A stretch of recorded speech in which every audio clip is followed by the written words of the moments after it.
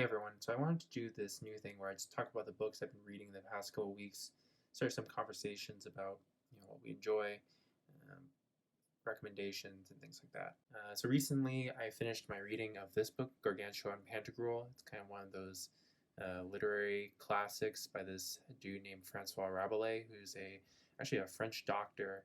He basically spent most of his writing career writing the volumes of this book. It's composed of 4 volumes, and I actually only read the first 3 volumes. Honestly, I'm not a huge fan of classic literature, and so after reading the first few books, I was kind of like, okay, I get it. I got kind of tired of all the jokes and the rabblement, but certainly an interesting read just because I know that Rabelais has influenced a lot of modernist writers, specifically of James Joyce. You can definitely see the relevance, especially like this carnivalesque. Book 10 has that book on Rabelais, a very like grotesque form of humor that Rabelais uses. I can definitely see the influence in a lot of other writers. So I'm actually applying to the MFA program at Hunter College, so in nonfiction. And so one of the recommendations was to read the works of the teachers. So I actually did that. One of the teachers is Sayrafiezadeh, and he actually has this political memoir called When Skateboards Will Be Free. This is probably his better known work. It's actually really, really good. It's about his growing up. His dad was from Iran, and his mom is Jewish. Talking about his childhood growing up in Pittsburgh, where he was basically raised by just his mom. His dad is very like absent father.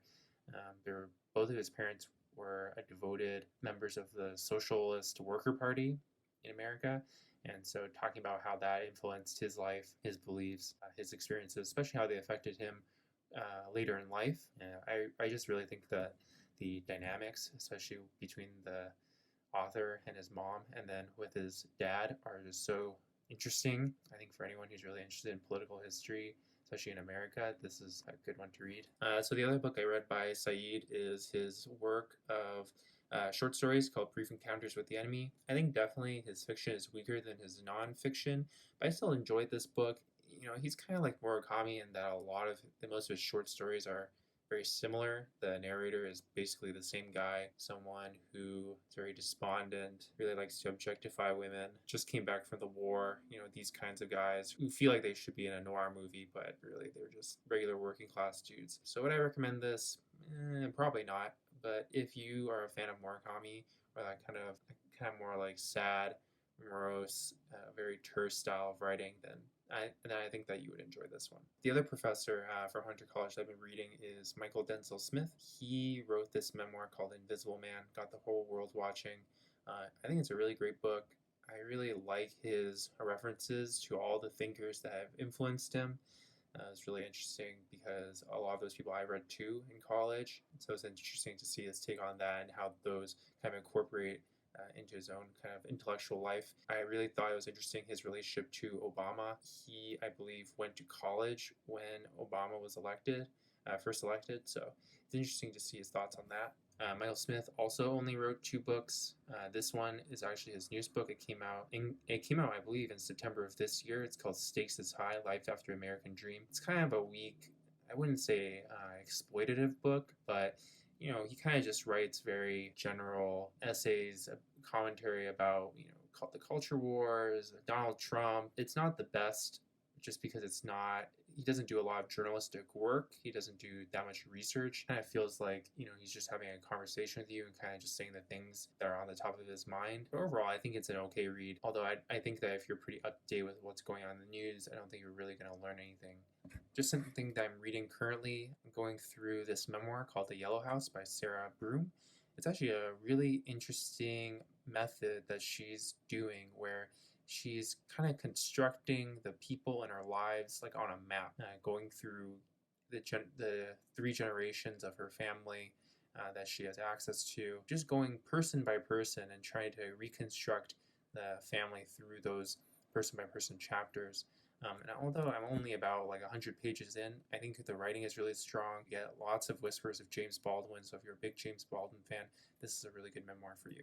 I usually like to always be reading some sort of philosophy. My kind of personal project right now is trying to make it through Being and Time. I actually did make a video where I talk about some guidelines and resources about in regards to being in time. I'm making pretty good progress. I'm just starting Division 2, so that's kind of like the halfway point in the book. The first part, Heidegger's really talking about being, and the second part, he starts introducing the temporal time element. In terms of audiobooks, I listened to this YA novel. It's very long. It's called Going Bovine. It's a really fun adventure about this dude who has Creutzfeldt-Jakob disease, which is also called bovine spongiform encephalopathy, which I only know off the top of my head because we have to study that kind of stuff in neurology. It's extremely deadly disease. Spoiler, the main character dies, but he goes on all these crazy adventures that lead him up to that point where he can accept death.